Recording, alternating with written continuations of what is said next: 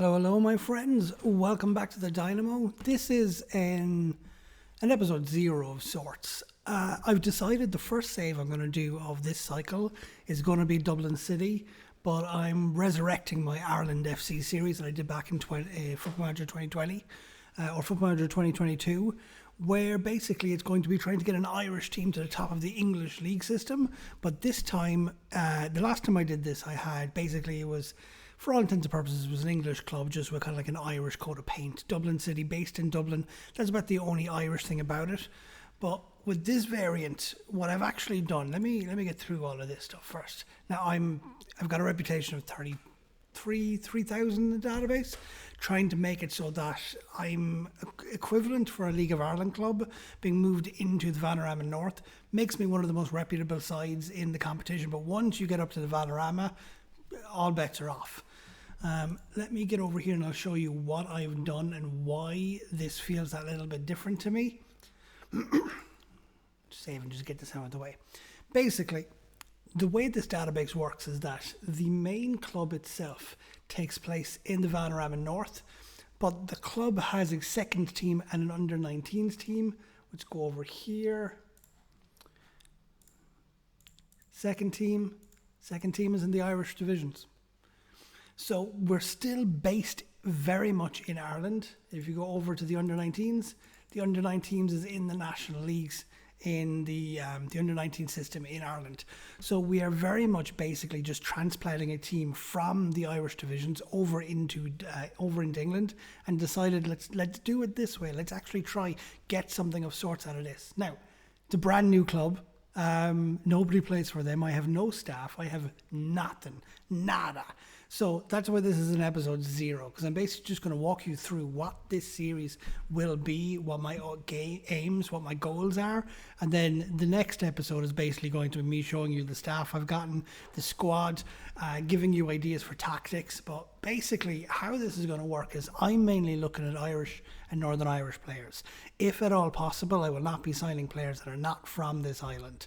I basically just want to give that sense of a challenge to have an Irish team work its way up through England, all with the intention of just trying to just build the Irish national side. Because take advantage of your neighbours. They have one of the highest standards of football in the world. So purposefully put an Irish team into that system to try and get that valuable match experience for Irish players. Because as you can see, if you go over, I don't actually have any players playing for me. It's Dublin, go down to Club Info, Republic of Ireland. If you go into the actual club lists, they're very low reputations. We're not the most reputable sides in the world.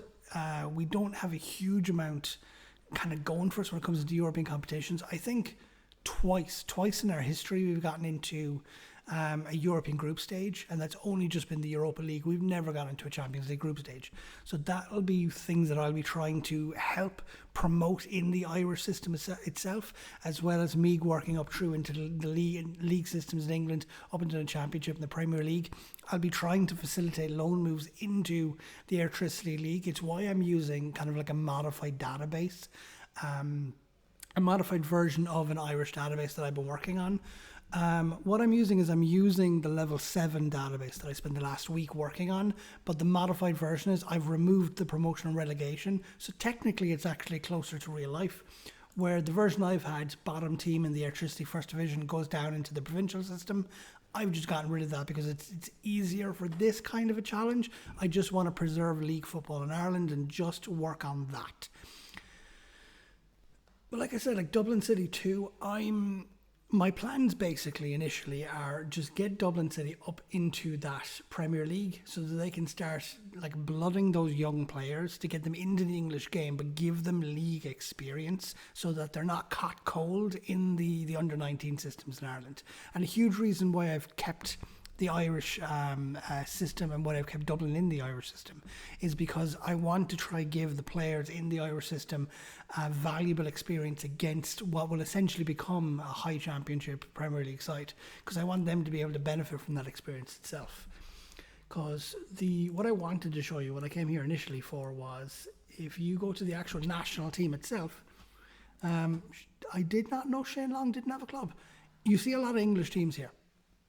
Chesney Obong, I forgot he went to Luton. The Irish system, for a very long time, we have very, very heavily relied on English teams, taking our under 19 and under 20 players, bringing them into English academies, and then giving them world-class coaching and trying to get into Premier League football. Back in the early 90s, it was something we were quite good at. You had Damien Duff, Roy Keane, you had a lot of different players like Robbie Keane, Stephen Ireland, how did I forget about him?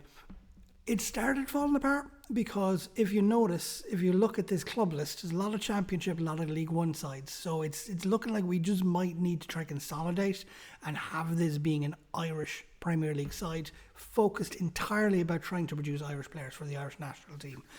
What I would love to do is I would love to have the Irish first 11 playing for my club, but obviously you can't really control that. That's not really how that works. So that's how this is going to work because, like I said, tactics-wise, I need to get players into the club before I can decide how tactics work. Training, I need to get players into the club before I decide how training works. We are a semi-professional side, so that's quite handy. Dublin's original history, it's actually anyone who's interested. There's a junior football team in Ireland called Home Farm. Home Farm, they're based in Dublin, very, very successful junior football side. For a long time they had, I think Home Farm for a while was in the League of Ireland. And the senior team eventually broke away from the junior team and formed Dublin City. Lasted for about 10 years and then the bubble burst and it all just collapsed.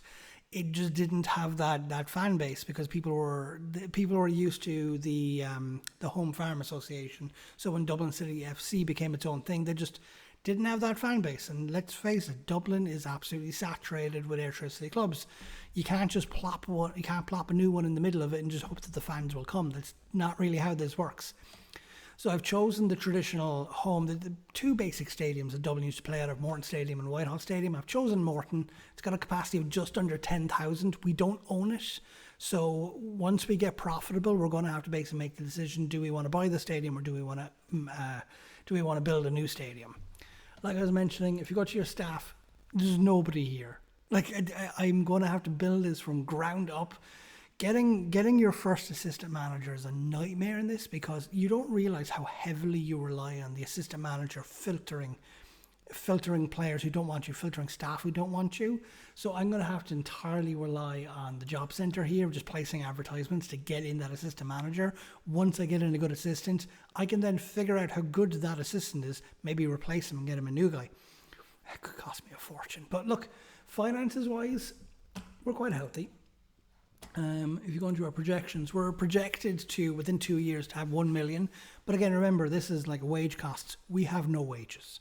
So basically, we're bringing in about 450 to 500,000 euros a year. So we have kind of that to play with. The wage budget, I'll break that down as to what that is a week. I'd say we have a wage budget maybe 15 grand a week. But I'll know more once I start getting the players in.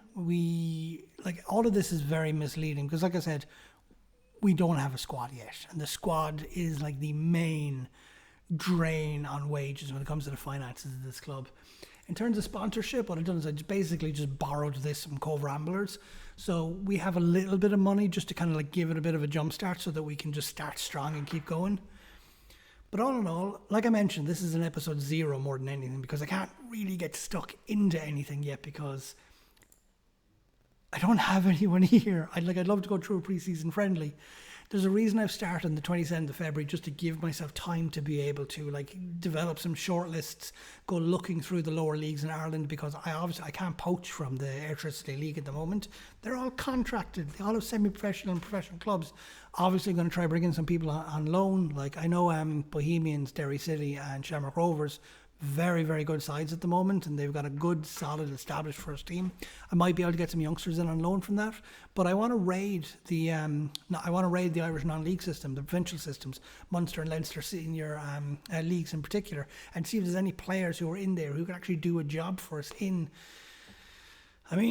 one non-league system to another non-league system. The only problem I can actually see is they're technically go from tier 3 to tier 6, so it's whether or not they actually want to come over. Like I said, next episode is going to be episode 1, officially episode 1, and I will have a squad, I will have staff, and I'll be doing that pre-season friendly. I might even do more. I might actually go through all of the friendlies and just show you the opening league fixture. going to be interesting because we are, like season preview, we're just under Scunthorpe. Based on reputation alone, we're supposed to go up, but without a squad, just we've no idea. I love how Ross Fitzsimon is where did he come from originally? Spent his entire career in England. Okay. Like, we're expected to go up. The board is expecting us to go up, which means we have to secure that top spot. If not, we're into the lottery of the playoffs, and I do not have a good history of the playoffs in this save. It's really, really annoying. So next time I see you will probably be the first league fixture in the Vanarama North, and I'll have a squad, still decide what kind of formation I want to play. But really, I guess it'll be finding out what's available. Anyway, catch you in the next one. Talk to you later, lads.